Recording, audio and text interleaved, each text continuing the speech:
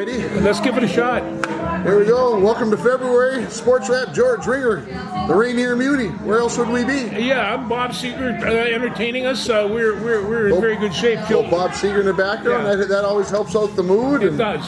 You can see that I am noteless today. Noteless. You would think that we haven't had a show in like, I don't know, 10, 11, 12 days. Yeah. That I'd have something written down, but You don't have to have notes. I do, but it's one of those things where at 11 o'clock this morning I didn't have any notes either, so it took a few.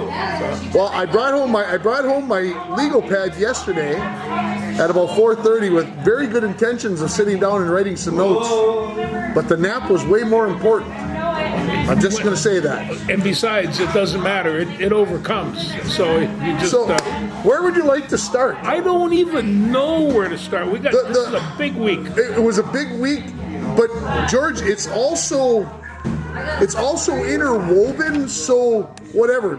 I'm going to. We'll start with football because Sure. I mean that's the way we've started every show for the last 6 months basically. So why should this one be any And different? this will be the last time we have to do it, except for maybe one more time. one more shot after this. Yeah. So we got Seattle and New England in the Super Bowl. Number one and number two. Are we surprised? No. Were you?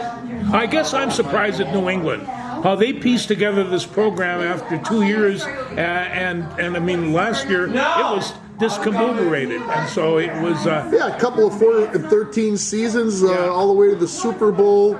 Obviously, Bo Nix not being there for Denver probably had an effect. Well, it did, and I always say George Kittle from the 49ers. That had an effect on that offense, and you can't remove people of that caliber, especially Bo Nix. I mean, he has been the engine of that team for 2 years. I found it very interesting that Sean Payton came out and said that ankle injury was not a freak accident. It was inevitable that he has had a problem in that ankle genetically or whatever for a long time, and it finally broke. Well, and you know the other thing is that's part of his game. He can run, and he utilizes that set of skills, and that's hard on the ankle. So quarterbacks that run invariably are going to get hurt. They just are. Linebackers are too fast and too big and too mean to get that away. So I agree. yeah. I didn't get to see the missed field goal for Denver with about 4 minutes left. Yeah. Was it a bad miss? No, it was really windy and it was gusting and twisting. It looked like it was going to make it, and then in the last 30 yards, it just slurred right over and okay. Didn't. But I have never seen so many balls hit so many poles as the playoffs of this season. And it's just Seattle wins at home over the LA Rams. Yes. And Sam Darnold goes from a 14-3 club to another 14-3 club, but this time he wins a couple of games and now sitting in the Super Bowl. Well, and of course there's a lot of people complaining about that. Why did we get rid of Sam Darnold? The fact of it is they couldn't afford him, and it's it was a cost thing, and in fact, I think the Vikings right now with what they have, they're going to be hard to stay on budget as well. So there's some issues there. And that's why I say it's so interwoven this week because, okay, Sam Darnold all of a sudden goes from a guy last year who at the end of the playoffs we were all kind of like, well, is he really as good as 14-3, loses in the playoffs, gets sacked 9 times, et cetera, et cetera, et cetera. The Vikings made a decision. And then we found out this week, after Sam Darnold led his team to the Super Bowl, that the Vikings brain trust weren't all rowing in the same direction. No, they weren't all going in the same direction. And we found out that Kwesi Adofo-Mensah is no longer the GM. He is no longer the GM, but him and KOC didn't see eye to eye. Well, and right now everybody's kind of pointing fingers, and KOC is saying, I really didn't choose him, somebody else did. I don't buy that. I think that's a bunch of cockadoodle. And it's the head coach didn't know they were going to get the number one quarterback. They picked their number one quarterback. He had a say in it. He knew what they were doing. Well, I think he knew what the conclusion was, but it certainly sounded like maybe KOC didn't want to draft J.J. McCarthy. Maybe he wanted to draft some other guy that I've been talking about for the last 2 years. Well, Bo Nix. And at the end of the day, Kwesi's gone. KOC's there. I think Kwesi Adolfo-Mensah made a decision as the GM and said, this is who we're going with. I disagree with you. We're not on the same page, but this is who we're going to draft. I don't know if that's the way it went down, but I would wonder if that's the way it went down. I think that Kevin O'Connell decided to go with whatever decision was there and thought he could probably make it work. But right now, they're all pointing fingers at each other, and when they start pointing fingers at each other, that means that nobody wants to take the blame. And the other guy would give the blame on him because he's gone anyway. Yeah, Kwesi is the one who's going to get all the blame now. And the other one, Coach Flores, they signed him to a contract after all these head coach jobs were open and all the rest of that. But he stayed in Minneapolis. You know why he stayed in Minneapolis? $6 million. And so if you give all your coaches $6 million a year, you kind of gotta wonder about that. The Vikings put a lot of money onto the defensive side of the ball this past season, and it paid off. The Vikings defense was pretty good. Yeah. Don't get me wrong, but I don't know that they could have afforded on the defensive side if they also would have had to pay good old Sam Darnold $100 million for 3 years. Yeah. I don't know if it all could have worked. So, you can say, well, we should have kept Sam, and Sam did this, and Sam did that. Don't forget, Sam had another team out there, and he wasn't all Sam Darnold.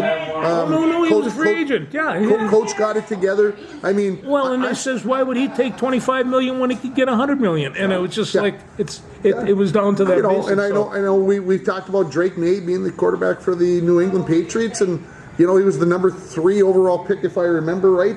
I'm still not sold that he's a great quarterback. Obviously, his team's in the Super Bowl, and that's kind of how sometimes we get judged for quarterbacks. I mean, okay, so Eli and I have had this conversation now multiple times. He's an 11-year-old. So it doesn't matter. He's pretty bright. Who's the greatest quarterback of all time? Tom Brady, right? Why? He won 7 Super Bowls. Okay, Terry Bradshaw won 4 Super Bowls in 6 years. Is he considered a great quarterback? So teams get to the Super Bowl sometimes despite how good their quarterback is, even though they get lots of credit for what happens. And Sam Darnold threw for 346 yards, I think, last week. Whoever heard of Joe Cap? It's just, and so... we had the Purple People Eaters, right? Yeah. We had a defense that was pretty doggone good. It really was. But I have to say, does this mean that Flores is the highest paid defensive coordinator in the league? I would guess that he's got to be. I don't know that for sure, but I would think so. Yeah. And I think it's probably... That was his dad, Stanley Martin. I think the Vikings know they want to keep him. He's great. Why? Because he's a great defensive coordinator, and so I'm okay with the spending of the $6 million. You can spend as much as you want on your quarterbacks. Doesn't come against your salary cap, which is going to be between $305 and $322 million for this next season. I'm like, it's huge. That's not too shabby. No. Okay, so the game coming up on Sunday. Yes. Patriots. Seahawks. Who are you taking? I'm going with the Seahawks. Because? Because I think they're a better football team, and for all those other reasons that you talk, I'm not sure that New England is totally complete as a unit yet. Who knows about next year? They have fairly sound defense. They have fairly sound offense. They got a good quarterback, a great running back. But I'm not sure that their offensive line is going to match up with Seattle's defensive line, and I think that's going to be the difference. It's going to be a low-scoring 24-21 thing. Okay, close. Yeah. Close. Oh yeah. Both defenses are good. I'll say it this way, folks. I'm going to say it this way. You're not going to probably like this. Maybe a lot of Stephon Diggs plays for New England. I can't cheer for the Patriots. Sorry. we've had 2 former Viking receivers go play for them. Both of them were prima donnas and pretty good receivers, but they're also not there for the team. And so I'm going to go with Seattle as well. I'll say close as well. I said 23-17 last week. I'll stick with that. It's going to be a good ball game. It may not be the most exciting, pretty thing ever. Super Bowls necessarily aren't always pretty things, because think of these great coaches now with 2 weeks to scheme against this, and they're scheming too. And you've had a chance to see this team play now 19 times, 17 regular season, and at least 2 players you got to see them. You got 19 games to look at. Don't think that the coaches aren't going, well, we're going to do this so that they do this. The chess match is awesome. And with only a week to prepare, or sometimes 6 days in the playoffs, things don't always happen that way. But I will say for sure that, these coaches, they're working tirelessly along with everything else. But the schemes and it's going to be close. It's going to be close. It'll be a fun game, and it's that'll be on 5:30 on Sunday. Is ESPN covering this? No, I believe this is a CBS. I think this is a CBSer. Oh, it might be a CBSer. Okay. I can't remember, but all I know is this: Eli has a hockey game at 1 o'clock on Sunday afternoon in Coleraine. Oh boy. Oh boy. So he has already been informed, look, your hockey game is going to get over about 2:25, 2:30. We better be in the car by about 2:35 to be heading north so we can get home to watch this football game. And he understands already 6 days in advance, 7 days in advance, that his lollygagging in the locker room, his gregarious attitude, his leading of the team, or whatever he's singing or whatever chanting they're doing in the locker room after wins and losses, better be at a minimum on Sunday, because there's things to do. Well, I'll Sunday. tell you, I saw the second game that they played on Saturday. No, it was the first game, 11 o'clock game on Saturday. And there were no singing going on there. There was no singing after that Woodbury team got over. But you know, I watched that game, not to break away, but for 2 periods, Woodbury kind of demanded. The third period, the Falls settled down. And my friend Sloan scored too. She can score. She can score. She can fill it up. Yeah, she can. Yeah, they trailed 5-2 on Friday to Greenway. One of Greenway's Squirt B teams, and won 10-6. So they can turn it on. They can score in bunches. I hate to say that about a Squirt B team. They can score in bunches, but they really can. They've got some kids out on that team that should be Squirt A's. No doubt about it. Yeah. But they get to play Greenway White, the other Greenway team, on Sunday, and hopefully we take care of business. And Well, anyway, the amateur hockey season is spiraling down. Well, yeah, because district tournaments aren't this weekend, but the following weekend. Yeah. I was informed of that my grandson might be playing his last games of his career, and they'll be coming next week. So could be that way. So not only did the Minnesota Vikings get rid of their GM, they did, but the Minnesota Twins likewise got rid of Mr. Falvey. Well, they said that Mr. Poland is taking an active control of the ball team, and before they said, does that mean he's going to put more money, or is he just going to be screwing around with everybody? That's the other problem that they have, is they're a little bit low of money as well, and in fact, he's a billionaire. They're not low. Anyway, just keep going. But I mean the team in making money has lost a lot more money than they did, and I mean, so we get rid of Correa, and we have to pay him money to go play somewhere else. Now this is strange to me, but that's what they're doing, right now, from what I understand, and I really don't know, they might have a pretty good bunch of starting pitchers, and Rice Lewis might be doing some stuff. So we'll see what happens. I believe that the Twins ownership is trying to put the team in this kind of motion. Yeah, I think so. And at some point in 26, maybe 27, maybe we'll bounce and we'll start rising again. Well, they're taking. We talked about this. They're taking the Detroit Tigers mentality here. We are going to bottom out. We are going to reload with talent at the top of the draft. we're going to try to reload this ship up, and they're not going to have people are not going to go watch this team like they used to. No, and on top of that, they got no TV contracts. The TV contracts are really kind of wimpy, and they're not making any money off of that. What if we lose the Wild and the Wolves from FanDuel? That could be an issue. Yes. You tell me this. There's money out there galore. We're paying Koi Parrish $2 million a year. How can FanDuel or Fox Sports before that or blah blah blah? How can they be losing money? Well, I don't know, but I'm going to tell you right now, NIL money is making a lot of money for players that probably wouldn't make it in the NFL, so they might not transfer or go to the NFL. Go to NFL. They're making pretty good money in college, and they're going to be able to play there. They're still getting, selling T-shirts and doing all the rest of this stuff. They still can go to class if they want, or you can be Carson Beck and say, I haven't been to class in 2 years. What are you talking about? Yeah. I played in the national championship game last year and this year. I haven't gone to class. What are you talking about? You don't have to go to class.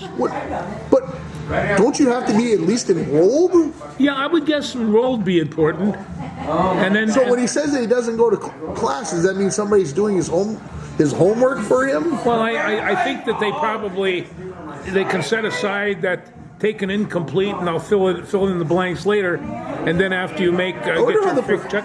I wonder how the professors feel about that. Well, I got this kid in my class. I already know he's never going to show up, and he's going to take an incomplete at the end of the semester. I wonder how that goes over. We were talking with a basketball coach the other day, and they were talking about their high school kids going to take a college class at a community college. I won't mention who, where, what. There were 11 kids in the calculus class. 8 failed. Yeah, well, they shouldn't be in that calculus class in college. I'm like, holy cow! That's some kind of curve on the old grades. Yeah, and kids that young are taking that kind of calculus class. They have to have, I don't know how to put this, fear of pain in order for them to accumulate this knowledge. Well, like you say, college professors are like, well, if you're not ready to pass the class, you can come back and take it again. We'll take your money again. Yeah. We're okay with that. Yeah. Anyway, all right. So football. Yeah. Anything else that we need to the Pro Bowl stuff is tomorrow night, I think. I have no idea. Do you care? No. Okay. No. Thank God. I was hoping that you didn't care about that. Okay. No. So football bet. Yes. All right. Hockey. Hockey's kind of a weird sport these days because it's in transition. In a week, they'll be going to Italy to play. 3 days. 3 days. 3 days they're going to be in Italy playing. And so they'll be, and so I guess from this point on, in terms of hockey, we can kind of lead right into the Olympics because that's where it's all happening in both women's and men's. It's going to be happening. I mean the Olympics. I took a little time, either early this morning or late last night. I'm not sure which one it was, but kind of looked at the TV schedule for the first couple of days. It really starts Thursday morning. It does. Curling. Yeah, that's in order to get all the curling in, they got to start early. And of course, there's some other stuff on, but the curling really kind of gets started on Thursday. And of course, I like to watch curling. That's good stuff. And there's some other things, and I don't know about this, but Lindsey Vonn, she's busted up. I'm not sure whether she's going to be able to compete. She's 41 years old. Injuries have a long time to heal. But she is tough as nails. And if there is any possibility, she's from Minnesota, there's a possibility that's going to happen. Also, my good friend Augie Schmitz showed me a picture from this young man over in Fort Francis who's a speed skater. And he's on the Canadian speed skating team. And I didn't know, I didn't quite know what to do with that. But Friday, my wife will be curled up in her blanket and her heating pad and a glass of something, and she'll be watching the Olympic ceremonies, and she just loves that stuff. Well, I agree. I grew up on it. I think it's going to be great. I probably won't take the time to watch the opening ceremonies, even though I like watching all the countries come in, and I don't like all the other random stuff. I like watching the athletes come in, see what they're wearing, you know, all that other happy stuff. But it's the games for me that are a big deal. You mentioned how big the hockey is going to be. I mean, this is going to be with the NHL players in for the men, the professional women's players in from the States playing on the women's side. The hockey is going to be fabulous to watch. It's going to be fun. Yes. Obviously, we know that probably at the end it's going to come down to 4 teams on the men's side: U.S., Canada, Finland, and Sweden. We know it's going to come down to those 4 nations. Eli asked me the other day, "Are they playing the 4 Nations Cup?" I said, "No, they're going to take care of all that in the Olympics this year." So it ought to be great. There won't be as much fighting. Fighting's kind of frowned upon in the Olympics. Well, on top of that, there's not even a lot of, as I recall, the skating surface is bigger, and so they're wider, and behind the net there's more room, and it's just like, you know, you got to skate on this slab of rink. You can't the be game's a little hooking. different. The game is a little bit different. So, yeah, obviously they're going to have to make the adjustments. But you mentioned the other things. You know, figure skating obviously has got its draw for a lot of people here. The United States should do fairly well. They got one, and I can't remember his name right now, but he's fantastic. Both parents are Russian, and saying that he does things that nobody else can even think about doing. 4 times in the air. I can't even make it 1. I couldn't make it a half. I couldn't stand up. But anyway, so you got that, and of course I already mentioned the curling. But you start talking about the skiing. You talk about Lindsey Vonn. You talk about I can't think of her name, from Afton, Minnesota, the cross country skier, Jessica Diggins. Is it Diggins? Yeah. Diggins, I think. Anyway, you talk about all the things that Minnesota has in here, and you start thinking about the chance. You talked about speed skating. Apparently, the United States has a guy who's favored in 4 of the 5 events. No, that's not bad. That's Eric Heiden from 1980. That's not in bad. 1980, the speed skating was held outside. It's held indoors, it seems like, every year since then, but it was held outdoors at that time, which I think made it even more interesting. Better ice. Better ice, colder ice. Colder ice. But takes the sun out of the equation, the melting point. Anyway, so the next 2.5 weeks are going to be pretty and I love exciting. watching the biathletes. You know, the cross country skiers and shooters. I mean, you got to go ski. I don't know, 50 miles with a gun strapped to your back, and then periodically blink them, and you better not miss. Don't miss. Don't miss. Don't miss. That's bad. That's bad. That's really no good. So I enjoy watching that. The ski jumping is always phenomenal. Bobsled, skeleton, and luge. I told Eli, I said, we're going to have to watch some bobsled. Yeah. I said, this is one of my favorite things. I mean, it comes down to thousands of seconds, not hundreds, thousands of seconds. They're going like 90 miles an hour. Well, they're really scooting, and they ride that luge with their head back, because they're not going to ride that thing with their head forward. That's skeleton. Yeah, that's skeleton. That would be my way of doing it. I want to see where I'm cruising. Yeah.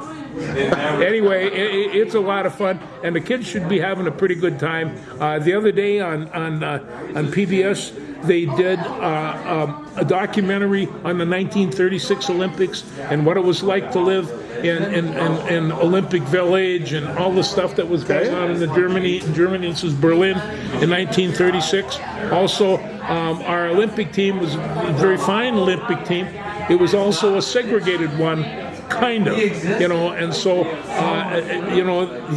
they integrated, all the athletes got along real well. It was the political situations that stopped them, and Ralph Metcalf, and of course Jesse Owens, and a whole group of those guys really made that Olympic sail, and embarrassed the heck out of Adolf Hitler, which, as we know, doesn't bother anybody. So, but there is some intrigue. There is international intrigue.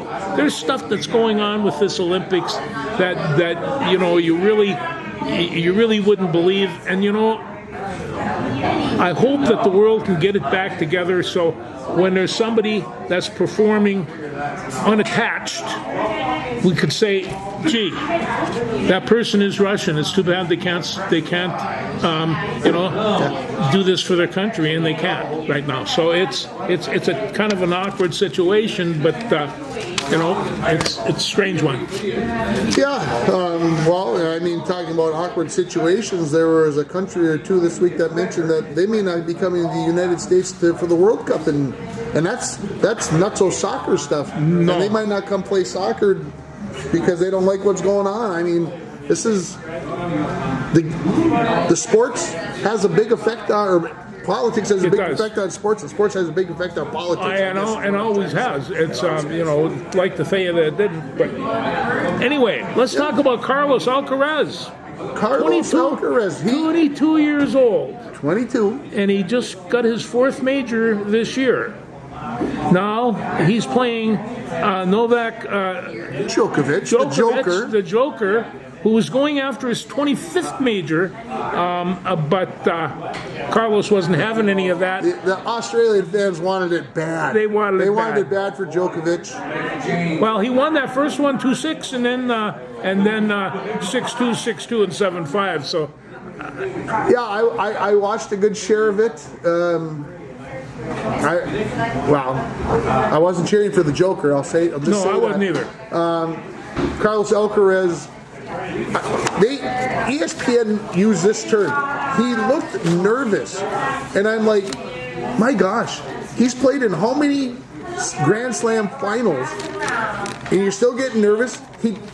Joker, that son of a gun, baited him into playing the Joker's game, and his coaches finally convinced Alcaraz, you can't bang with this guy. You're gonna have to finesse him a little. Yeah. You're gonna have to. And of course, Carlos has about 125-mile-an-hour serve, and it's you know, I mean, the rest of us can't see it.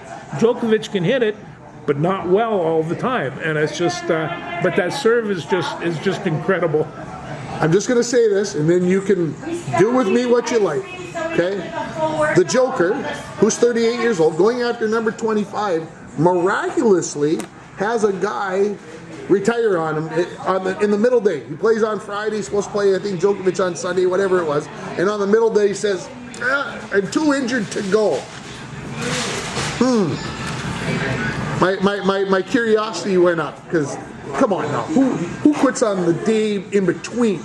Okay? Especially pros like this. Okay, so now you get to the next round, and the Joker is playing Manar from Australia, who is going to be cheered till it was Musetti, excuse me, not Manar.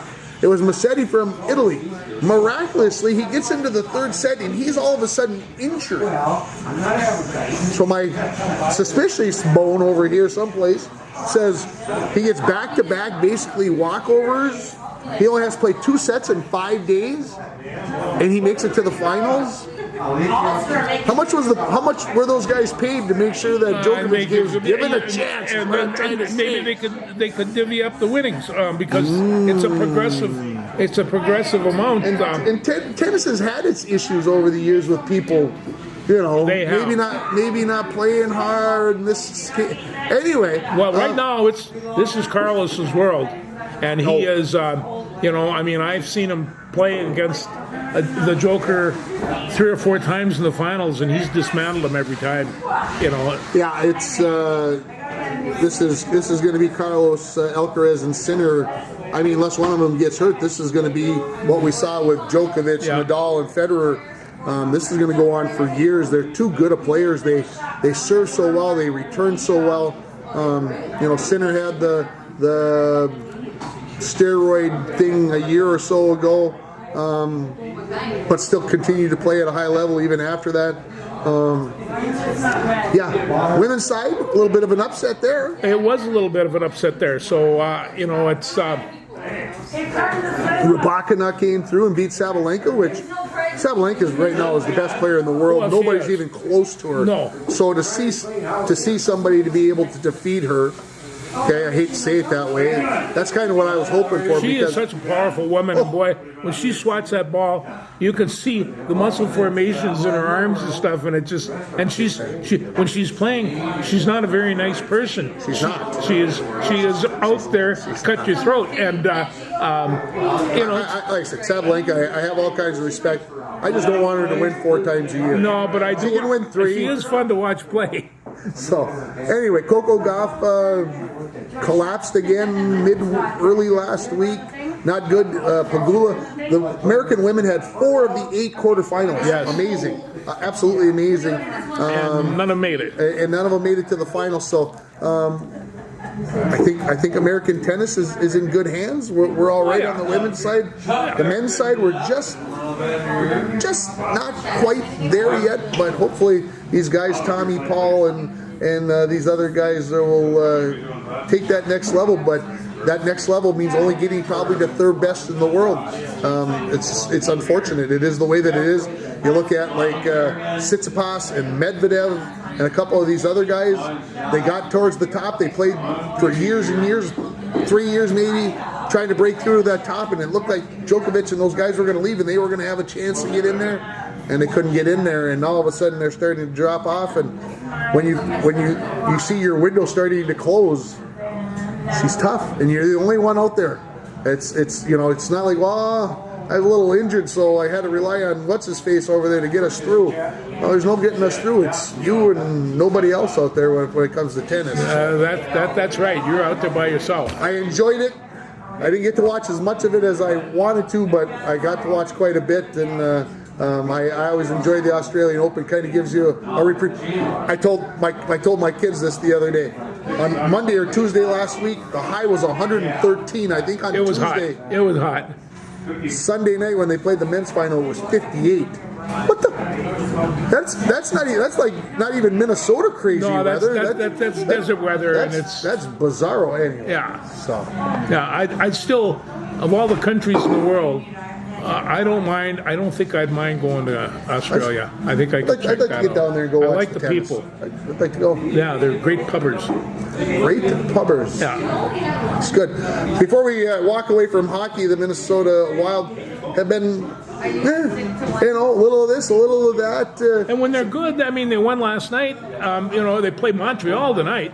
But when they're powering, man, they're amazing. And then all of a sudden, they seem to take a little rest or something. No more zip.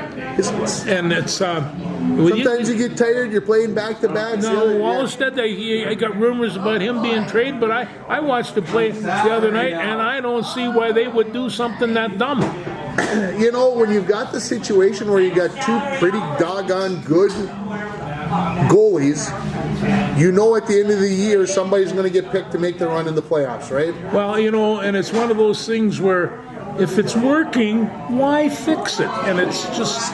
I think it's working. I think Billy Guerin knows, and I think he's a little busy with the Olympics right now, and I'm not saying that's why he hasn't pulled the trigger, but everybody's saying they're going to make one more move. And of course, to be able to make that move, you're going to have to give something up. We learned that in the last trade, right? Yeah. We said 4 first-round picks, 3 first-round picks we had made, and 1 that we were going to make out the door. Something's going to happen. You got to give up something up. Now, whether that's Wallstead or whomever, somebody's going to go, or a whole bunch of draft picks, and we're not going to get to draft for a long time. But everybody seems to think that they're Like Ante Kuombo? So you're talking now the Timberwolves are in want to get Giannis here? Well, Giannis, they would bring Giannis here, and that's a very fine idea. Now, but you were just saying, if you're going to get something, what are you going to give up? So who do we give up? Who goes? Because I heard today, I shouldn't say heard, I read on my phone today that the Timberwolves are. Yesterday he was going to Golden State. Giannis was on his way to Golden State. It was a done deal. Minnesota is working the phones. They are trying to get a 3rd and a 4th team involved with this so they can get the right pieces in the right places, sending people away. But here's my feeling. Okay, we have to find somebody who can replace Mike Conley. Okay? Yes, Mike, I love you, man, but the end is near. Well, it is, and he hasn't really been producing, and he's coming into a season when he has to produce. Yeah. So when they bring Giannis in, are they going to try to bring somebody in who can at least manage the ship, do whatever? So does Mike Conley go away? I think he could be on the way out. Okay, you've got this kid out of Illinois. I can't think of his name right now, and that's a shame because I should. He is good. He's good. Yeah. But he's possible trade bait. Yes. Julius Randle. Julius Randle's prime trade bait, and Julius and Giannis are very similar creatures. and if you're going to bring Giannis in, Naz Reid. Naz Reid could be a part of the puzzle. He brings something to that. They did say this week that Jaden McDaniels is virtually untouchable. The Timberwolves have no desire to trade him away unless you're sending superstar material. Well, Giannis kind of fits into that, and I'd hate to see Jaden McDaniels go because he's pretty good. Yeah. He's really that lockdown defender. Who wasn't going on the ambulance? What about Rudy Gobert? You know, the thing of it is that number one, he's still one of the top defensive ball players in the league, and I mean, I think he is better than Giannis, but But is that the trade bait? Is he one of those things, those pieces of the puzzle that other teams are saying, geez, he's number one in the league in rebound, he's second in blocks, he's this and this and this, and say, yeah, we'd like Rudy Gobert. I mean, we gave up 9 people for him, 4 years ago now. But again, is he somebody that somebody else covets so that if we want Giannis? well, you know, right now they have a rotation of 6 people, and they'd be a lot better off having 7 or 8. And it's and you're still with 6 people, you're not accounting for any injuries, and so whatever it is, if they want to be part of this ride, they may have to make a change. And I beat like OKC again the other night. Oh, I know it. Wait, OKC's And beat them up. and that's after that Chris Finch. I'll bring it up one more time because people keep bringing it up. Since the Chris Finch explosion against OKC, OKC has not been the same team. They're not even not even the same And atmosphere. they're the defending champions. And it's So hang on tight. This whole NBA trade deadline coming up, I don't think it's going to take that long. I think this Giannis thing happens in the next couple of days. yeah, this is good. This is going to happen. This But could be blockbuster. It could be crazy. and look at it from Milwaukee's point of view. They have nothing to lose because they're not playing well, and they have to switch. They have to make some big changes too. And so Yeah, the experiment didn't have, they peaked and they're now on their downward. So now you got to find a way. Are you going to bottom out, or are you going to try to plateau and get it back up to the top again? Yeah. So it'll be interesting. So I keep saying this. It's all interwoven. We're talking about trades here and trades there, and they mentioned during the Wild game the other night that since Quinn Hughes became a member of the Minnesota Wild, which team has got the most points by defensemen? The Minnesota Wild. Find that big top line center or second line center. So you're saying the Wild still Well, I've got one more. short. They're still short somehow, some way. And I hate to say this because this is maybe a 1 year deal. Colorado's out of their blessed mind right now. Colorado is freaky good. But let's remember, Boston, was that 2 years ago or 3 years ago, set the President's Cup record. They scored 160,000 points in the standings. Okay, I mean, they went like 65-9 and like 8 or some crazy thing. Okay, and then lost in the first round of the playoffs. So, can Colorado lose in the first round of the playoffs? Absolutely. Yeah, they can, and there's a lot of good basketball But teams in that league. I don't know. The Avalanche are so good. Do the Wild need to make that step to try to beat them? I don't know. It's so crazy because you get to the playoffs and you got to have. We need a team that can grind in the playoffs, and we haven't had that team. That's what you have to say, a grind, because it is a grind, And you go 7 games against a really good team, or 5 games against a really good team, you're beat up, and so there is no doubt. You got to find a way to persevere and come through. And so the Gophers basketball team has to do the same. I'm telling you right now, they should have a crash cart at the end of the bench because they're breaking my heart. You know, there have been like 3 games that we've lost in the last seconds, and they did it again yesterday, and we've got Michigan State coming to town here in a couple of days. So they played Wisconsin on Wednesday. Yes. I'm at Rainy River and doing the stats of the basketball game. During the timeout, I looked to see, do I got any text messages, phone calls that I got to take care of because you're still working, quote unquote. And it comes up, the Gophers are up 35-17 at halftime in Madison. I'm like, no problem. Got it made. Got it made in the shade. Got home, no shade. No shade. No shade, man.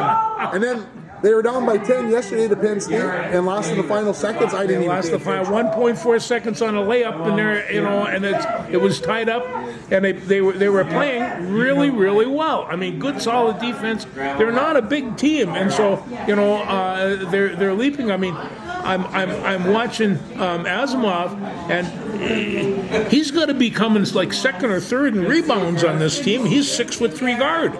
And so, but he could jump. He knows where the ball's going. He knows that ball's going to be. He's got very good skills. So they play Michigan State on at the barn on Wednesday. Well, this is where we upset people. Is at the barn. This is where we upset This is where people. we do it. Yeah, That would be a big upset. Oh, that would be a big upset. Michigan State played Michigan the other day. And did it go to overtime today? It went into overtime. Yeah, And Michigan won, though, and right? Michigan won. Okay.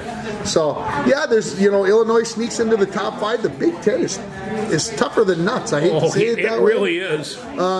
I'll just put it that way.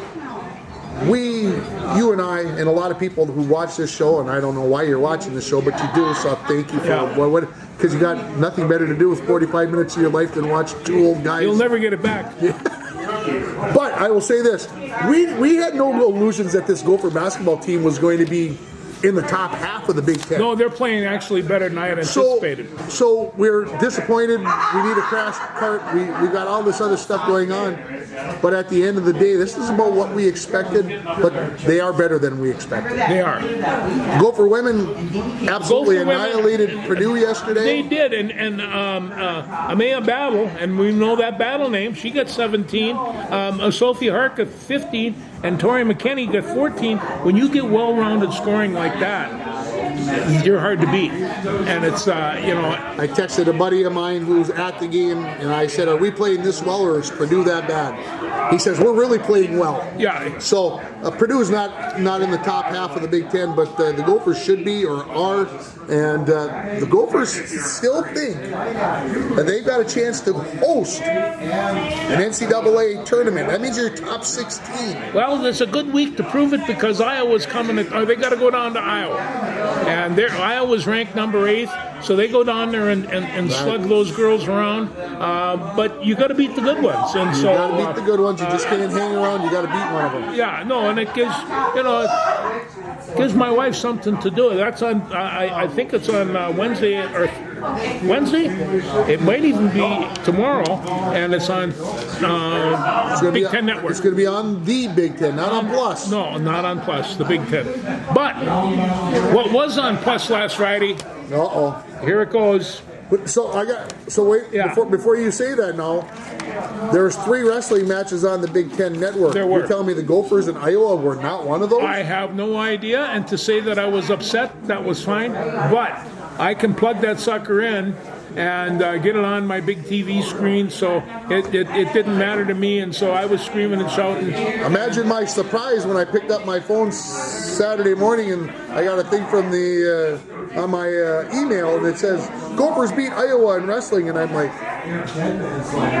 no. And the Brand Boys, they were not happy about this, and but what happened was in the first 5 matches, the Gophers were up 15-3, or 15-5, and you just looked at that, and so you figured here, this is what's the way it was going to go. It must have been 15-6. Okay, they're ahead, and they won 3 matches, and Iowa won 2, and Iowa won then they just switched it around. So the Gophers wound up winning 6 matches, and Iowa winning 4. And our friend Max McKinney, he went into overtime, and I tell you, you know, he kind of like, Max, are you awake now? Yeah, well, because it's overtime and it's time for you to. And all of a sudden, he starts grabbing that head, and you know, when a wrestler goes up, he gets the tie. He's not taking you down from that tie. He's setting up his takedown from that tie. And Big Max, give him a chuck, just a single chuck, picked up a single, and the Iowa boy was working his butt off, but McKinney got it down, and at that point in time, it was 23-16, and there was no way that they could win. Or I guess it was 24-16, so they couldn't win. So they lost the next 2, but there was nothing they can do about it. So yeah, good stuff. First time the Gophers have beat Iowa in wrestling since 2014. And the last time they beat them was in Iowa as well. What? 11 times, 11 years. 12. What? Well, in a number of those years, Iowa was national champions, and it's just they were tough. It was stunning. It's hard to believe. So anyway, they are going against Rutgers on Friday night, and that should be a win. That should be a win. It should be a win. Yeah. It should be a win, and that's on BTN. That's not BTN Plus either. Okay. And so that can be on. So you get back to your regular Friday night. You know, I mean, sometimes my wife comes and sees if I'm all right. So it's it's a big situation. Now, that being said, oh boy, we've got all kinds of key things, but the number one sporting event in our house right now, today, if I can find it. I am dying to know what this is. You keep me holding in suspense. This is. We've got all the stuff that we've talked about, and we still haven't talked about the number one thing that's going to happen today, on this Monday, Groundhog's Day. That's right. Oh my gosh. Oh, I know what this is. I figured it out. I had to think. It is. It's Westminster. It's Westminster in New York City. And we watched the Best in Breed today, and I saw, you know, and it's one of those things where, you know, we like the hounds, and I'm talking about well, some of the best beagle people around are the Simons, Seven and Jolene, and they love beagles. They record a baying beagle is music to a beagle man's ears, and so at 7 o'clock tonight we'll be watching the hounds, and we will. And what channel is it on? This is on. Is it USA? It's on an ESPN or USA. I don't know. Just look around for it. It is there. It might be on FS1. Yeah, it might be on FS1, but this goes on for 2 days. They have a Best in Breed, and then tomorrow they will have Best in Show. And we're always, you know, a couple of years ago they had a beagle that won it. This beagle was amazing. His name was Uno, and Uno, after he won the Westminster, beagle had never won before, and this guy went into Cardinal Stadium, St. Louis Cardinals, and that summer, and 50,000 people give this dog a standing ovation as he was sitting on, and he sat down on the pitcher's mound, took it all in. So this dog had character, this dog had charm, and but we know that beagle people know that this is just the case. Basset hounds as well. I saw Bassets today. They were just beautiful. Anyway, that was. Everybody says what they say about me for darts. Gotta say the same thing about you for dogs, man. Oh yeah, no, and it's just like it's one of those things where, I mean, this is what my wife just absolutely loved, and so she gets a little bit excited when this comes on, and she thinks that this is by far the best thing in sports. So that kind of where that ends. I do have just one more thing to bring up. You want me to talk about high school sports, and then you'll bring up that last thing? Yes, good idea. Good idea. idea. You want to do that? Well, the girls' hockey team found out that they're heading to Thief River Falls on Thursday to take on the Prowlers in the opening round of the Section 8A playoffs. Okay. That was after they got a 3-game winning streak last week. Now they played the same team 3 times. Little No, I didn't get that. scheduling snafu, lack of a better term. Our girls needed to play on Tuesday, and the other team wanted to play, even though we had just beat them twice. They said, "Yeah, let's play again." So we did. So the girls ended the regular season 5-16. Haven't had 5 wins in the last 8 years. And no, and they seem to have some experience and talent coming back. Yeah, they're going to have lots of kids coming back. Yeah. And I hope everybody will take this the way I mean it and not judge me for it. Our older girls on this team had the injury bug this year. We had a lot of girls who lost their seasons due to either concussions or other injuries. It was a tough go. I'll just say that, and I want to give credit to the younger girls who stood up for themselves all year, got better, and did what they had to do. So anyway, they had to Thief River on Thursday night for that game. Bronco boys got a couple of big wins over the weekend. They're now 16-1-2 on the season. I saw the Let's Play hockey rankings. I think they moved up to like 14th. Oh, really? In the state. That was after they beat Northern Lakes a couple Saturdays ago. Beat Moose Lake, and then they beat Red Lake Falls and beat Crookston. And of course, they did it without their number one horse, the number one scorer in the state, Anthony Yerxa. Anthony wasn't playing, huh? You want to know why? Yeah. Somebody stepped on his foot with a skate, and he didn't have a skate on. He cut it bad? Cut it. Well, it was a great game on Saturday. I watched it on TV, and it's just like I went down there to, I wanted to see Kane Thompson in the goal, but he wasn't playing in the goal. Caleb Joslin was in goal. Yeah, and played very, very well. It was a great hockey game. Yeah, it was a good hockey game, and so they've got 4 games this week. They beat Red Lake Falls on Friday. They play Red Lake Falls again tomorrow down there on Tuesday, and then they get Moose Lake and Greenway and North Shore. Okay. And if all things go well, they'll wrap up a second consecutive Iron Range Conference title. Wouldn't that be nice? By the weekend. Yeah. So that'd be good. Girls basketball team got 3 wins last week. Oh. So kudos to them. Going to have a tough week this week. They get Roseau, Chisholm, and Wasabi East. Well, you kind of got a scoring champion coming out of this bunch too. Yeah, Chesney Scrine scored 35 points. When Derek said that to me, I'm like, hey, that's a great night. And he goes, wasn't that a school record? And I'm like, I'm going to have to go look. So I had to go over to the school because I was still at the arena. Okay. Type it into my computer. My gosh, Nancy Wilson scored 34 points back in 1981-82. I think I remember that. And Chelsea had 35. And somebody said to me, "Jeez, like Nicole Friend and some of these other girls didn't score more than that in the game." And I'm like, no, Nicole got 30 one time, or 31, I think. Somewhere in that vicinity, and it's but after that, no. And Chesney had 24 rebounds to boot in that game, so that's a heck of a ball game. That is 35 and 24. 24. That's a good night. That's got to be kind of almost setting a record too for rebounds. Yeah, Thostenson had a couple of 30, 31 rebound games in there, so along the way. So, like I said, the girls will have a tough week this week. Boys team went 1-2 last week, but they get Cherry tonight, the defending, 3-time defending Section 7, 4-time defending Section 7 Cherry, down in Cherry. Yeah. And then the boys get Wasabi East at the end of the week. So 4 weeks left in the boys season, 3 weeks left in the girls season as we kind of start working our way down the pipe. And swimming team, a couple of things last week. They got their IRC meet coming up on Thursday. So down at Wasabi East, so good luck to those guys as we work through that. All right, lay it on us. Hey, Scoots, come here.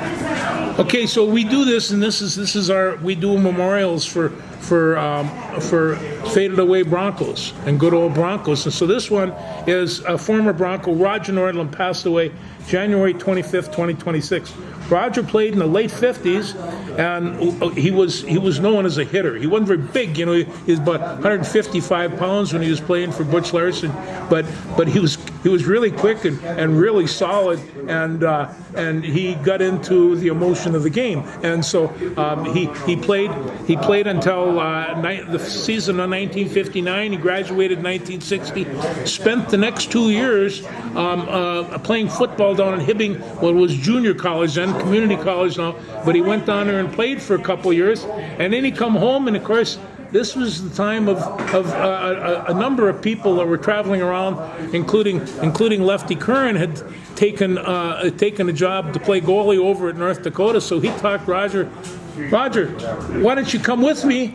You could try out for the football team. Well, Roger did, and he made it. And he played linebacker for them for a couple of years. And but he and Lefty, they had tales of adventure coming back and forth. And Lefty, of course, had all the charisma, and Nordy had a good deal of toughness. But they spent a lot of time together back and forth. And he talked about playing at North Dakota, the nickel game against NDSU and stuff like this. This was big time. I think he really enjoyed playing football there. Of course, when it's 1964 and you're done playing football and you're done with college, then Uncle Sam wanted you, and he was on the way to get drafted, and drafted he did. He'd spent some time in Alaska. He went up there and worked there and did some stuff, but he knew he was going to go into the Army. And I said, why did you train so hard? Because he went into special operations and Green Beret and that type of thing. And he says, I wanted to make sure that if I was going to war, I went to war with the best. And I says, you were there in a time when people were talking about the soldiers drinking a lot and getting high and all the rest of that. And Roger says, never once. He says, I never had a beer. If they were going to kill me, they were going to kill me cold sober. Yeah, just like looking me right in the eye. And he had that thing about him. Well, he survived the war. He came back. He took his GI Bill. He went back to college and got his pilot's license and his chopper pilots.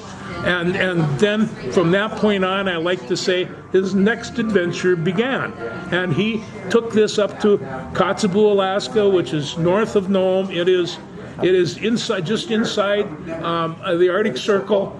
And he went up there, and we all. I always like to say, Alaska was created so Roger and guys like Roger had a place to go, and it's just like, because the wilderness was leaving us here, and so he went up there and was a pilot for many years. He ran nine. Did he 4? I did run. Oh, okay. He ran in the dog sled race. The Iditarod. One year he took third, and so, but he competed, and I remember reading about that, where those guys that competed up there, they really they helped each other in those days. They would do anything for each other. He knew all the ones that won, and Libby, whatever her name was, she was Riddles. She was the darling of the universe. Well, they were good friends. And I said to him, I says, you riding that sled for 1,500 miles? He says, oh no, your dogs can't pull you. That wear them out. He says, in a long race like that, you run.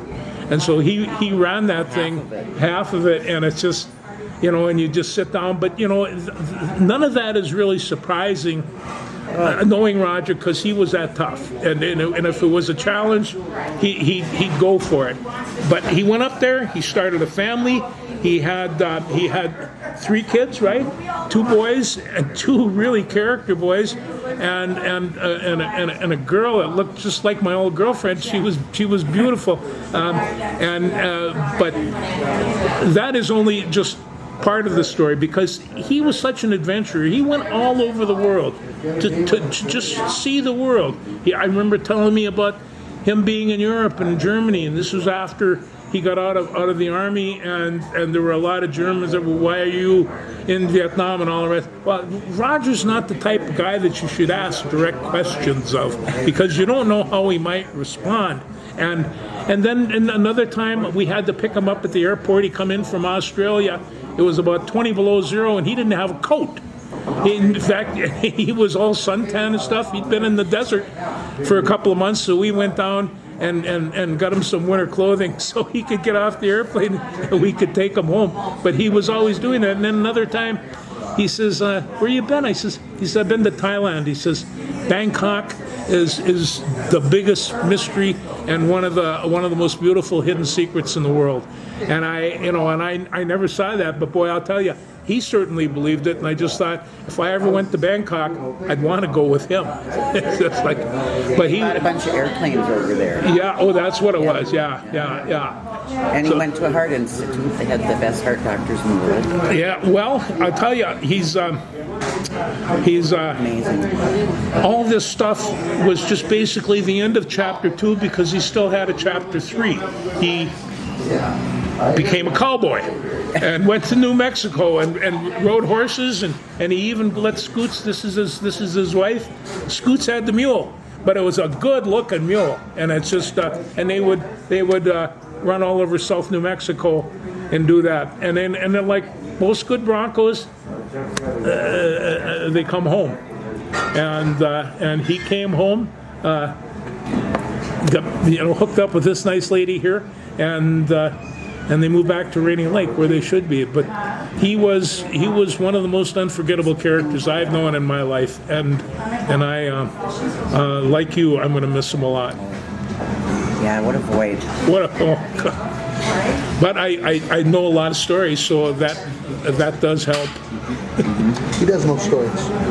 Oh, Roger too. Yeah, no, and he would tell me, and I mean, he told me some war stories, and a lot of times vets don't like to talk about that, and I asked him some questions, and he says, I didn't know anybody cared. It's Roger, you don't know me very well, and he would tell me stuff that he saw and things that he did, and he was just a remarkable man. Did I miss anything?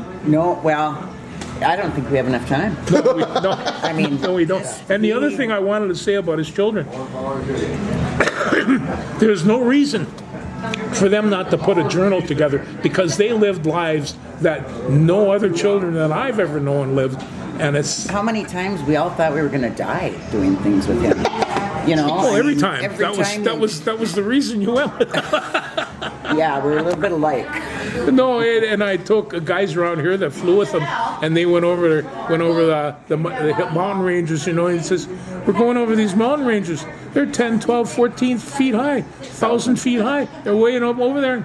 Roger's just trucking along. They have their own wind tunnels, and the plane would be going like this. Yeah. And the sheer mountains are right. It's like they're pretty unforgiving. Well, they are, and there's an awful lot of airplane accidents up there. Wonderful pilot. But he was one of the guys that you see. He knew what he was doing, and he concentrated on what he was doing. But now he only has one sister left. But the Nordlum family and the Nordlum household was a place that I was always comfortable in. Always. Lester maybe thought sometimes too comfortable, but it was a great family, and Roger was just a super guy. Yep. Anyway, our condolences. Will be missed. Thank you guys. It was so nice to see you there too. You mentioned Lefty here. I feel compelled to say he had almost a nearly 2-hour interview that I posted on Facebook. So if you haven't seen that, I have not. And you can find 2 hours. I did post it on the Facebook on the Bronco page. Oh, okay. You want to listen to the old man with the charisma? He was sharper as a tack, and he had a good time. I only got to watch about the first 20 minutes of it, because it's hard to find 2 hours to sit down and just watch that. But they talk about a variety of things, so you'll have to make sure you watch it. I will, and in fact, after he passed, I was going to get a hold of you to let Lefty know. I told my cousin, and hoped that he had passed it around to other classmates. But he was from the 60 class. Lefty was from 62. So Lefty would have been a sophomore when he graduated. But that